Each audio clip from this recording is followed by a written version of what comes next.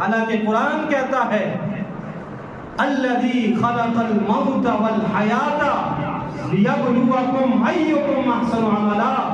اللہ رب العزت کی ذات وہ ہے کہ جس نے موت کو بھی پیدا فرمایا، جس نے حیات کو بھی پیدا فرمایا۔ فرمانے پیدا کیوں فرمایا ہے؟ رب العالمین فرماتا ہے لیبلوکم ایکم احسن عملا، تاکہ ہم تمہیں پرکھیں کہ تم میں سے کون اچھا عمل کرتا ہے، سبحان اللہ، کون نیک اعمال زیادہ کرتا ہے، کون زیادہ نمازیں پڑھتا ہے، کون زیادہ زکوٰۃ دیتا ہے، کون زیادہ اللہ کے راستے میں خرچ کرتا ہے، کون پڑوسیوں کے ساتھ اچھا سلوک کرتا ہے، کون رشتہ داروں کے ساتھ اچھا سلوک کرتا ہے، کون ہے وہ جو اسلام کے قوانین پر عمل کرتا ہے۔ ہم نے زندگی کو اس لیے پیدا کیا ہے اور ہم نے موت کو بھی اس لیے پیدا فرمایا ہے۔ یہ نہ سمجھنا کہ ہمارے دنیا میں آنے کا مقصد کھانا پینا پہننا اور دنیا سے چلا جانا ہے۔ یہ کام تو جانور بھی کرتے ہیں، ان کا کام کیا ہے؟ کھانا پینا، جو ان کو چارہ مل جائے اور اس کے بعد وہ اپنی زندگی بسر کر لیتے ہیں۔ اے انسان، تیرا مقصد صرف اللہ کی عبادت کرنا ہے۔ سبحان اللہ۔ درود پاک پڑھیں، اللہم صلی علی سیدنا محمد وعلی آل سیدنا ومولانا محمد وعلی الجود والکرم منبع العلم والحکم والحکم وآلہ وبارک وسلم صلاة وسلام علیک یا سیدنا یا رسول اللہ یا نبی اللہ یا حبیب اللہ وعلی آلک واصحابک یا شفیعنا عند اللہ صلی اللہ علیہ وسلم۔ ہمارے صدر صاحب ایک جنازے سے ابھی وہاں سے فارغ ہو کر تشریف لائے ہیں، تو جن سے حاضر نہیں تھے اور اپنی مصروفیات تھی، اللہ تعالیٰ جو دنیا سے چلے گئے ان کی مغفرت فرمائے، تمام حاضرین پر اپنا فضل و کرم عطا فرمائے۔ حضرات گرامی، میں عرض کر رہا تھا کہ اسلام نے ہمارے اوپر 5 وقت کی نمازیں فرض کی، اور جب ہم 5 نمازیں پڑھیں گے ہمیں ملے گا کیا؟ حضرت ابو ہریرہ رضی اللہ تعالیٰ عنہ اس حدیث کو روایت کرتے ہیں، بخاری اور مسلم کی متفق علیہ حدیث ہے۔ آقا کریم صلی اللہ علیہ وسلم نے ارشاد فرمایا الصلوات الخمس والجمعۃ الی الجمعہ ورمضان الی رمضان کفارۃ لما بینہم۔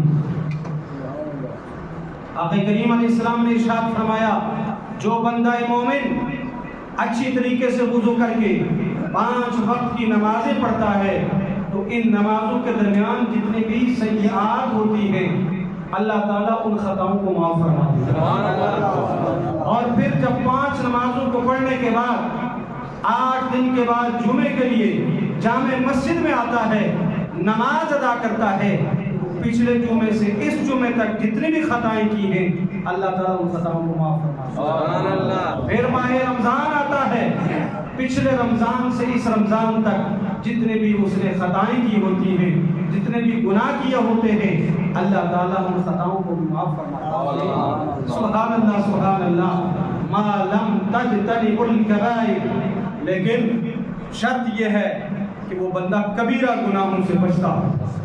اگر آپ یہ کہیں کہ میں کسی کا حق بھی دباؤں اور نمازیں بھی پڑھوں تو پھر نمازوں سے ہماری معافی ہو جائے گی؟ ہرگز نہیں ہوگی۔ اگر کوئی شخص یہ کہے کہ میں چوری بھی کروں، کسی کا حق بھی کھاؤں، کسی کو ناحق ستاؤں بھی، اور اس کے باوجود میں 5 وقت کی نمازیں پڑھوں اور نماز کے لیے جمعے کے دن جامع مسجد میں آ جاؤں، رمضان کے سارے روزے رکھوں، تو ہم بخش دیے جائیں گے؟ یہ بھول ہے۔ آقا کریم علیہ السلام نے ارشاد فرمایا کہ یہ جو تمہیں میں نے حکم دیا ہے کہ 5 وقت کی نماز پڑھو گے، اللہ تعالیٰ 5 وقتوں کے نماز کے صدقے میں تمہارے گناہ معاف فرما دے گا۔ ان گناہوں سے صغیرہ گناہ مراد۔ کون سے گناہ مراد ہے؟ صغیرہ گناہ مراد ہے، جو کبیرہ گناہ ہے۔ کسی کا حق دبایا ہو، کسی کے زمین نصب کی ہو، کسی کے ساتھ بدسلوکی کی ہو، کسی کی غیبت کی ہو، جب تک آپ اس سے معاف نہیں کرائیں گے، جب تک وہ چیز واپس لوٹائیں گے نہیں، آپ 1000 سجدے کرتے رہو، آپ کے سجدے مقبول ہونے والے نہیں ہیں، اس لیے کہ وہ آپ نے کبیرہ گناہ جو کیے ہیں ان کی آپ نے معافی نہیں مانگی ہے، اس کا حق واپس نہیں کیا ہے، ہمیں نماز بھی وہ بچا نہیں سکے۔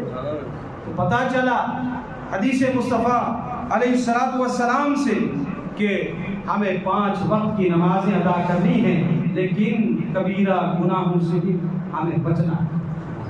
اور جو پچھلے جمعے کو میں نے یہ حدیث پاک عرض کی تھی کہ آقا کریم صلی اللہ علیہ وسلم نے ارشاد فرمایا ارأیتم لو ان نہرا فی بیت احدکم یغتسل فیہ کل یوم 5 مرات، کہ اگر تم میں سے کسی شخص کے دروازے پر ایک نہر رواں ہو اور اس میں 5 مرتبہ اس میں غسل کرے تو کیا اس کے بدن پر کوئی میل باقی رہ جائے گا؟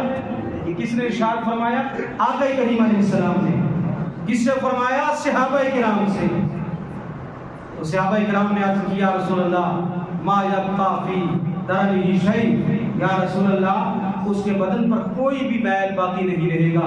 آقا کریم صلی اللہ علیہ وسلم نے ارشاد فرمایا یہی مثال ہے 5 وقت کی نمازوں کی۔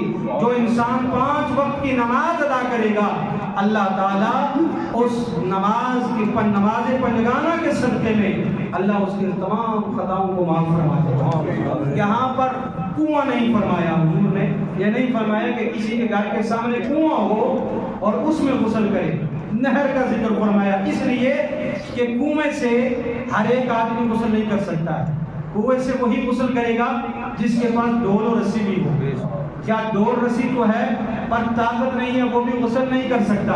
اور دوسری بات یہ ہے کہ جب انسان ڈول و رسی پر غسل کرے گا تو کامل طریقے سے غسل نہیں ہو سکتا ہے، بڑے مشقت سے اس کو پانی ڈالنا پڑے گا، پھر اس کو دوبارہ نیچے ڈالنا پڑے گا، اور پھر یہ بھی احتیاط کرنی ہوگی کہ اپنے بدن کا کوئی حصہ جو پانی کا ٹپک رہا ہے وہ ایک قطرہ بھی اگر اس کے اندر چلا گیا تو پانی سارا مستعمل ہو جائے گا، وہ پانی وضو کے لائق نہیں، غسل کے لائق نہیں۔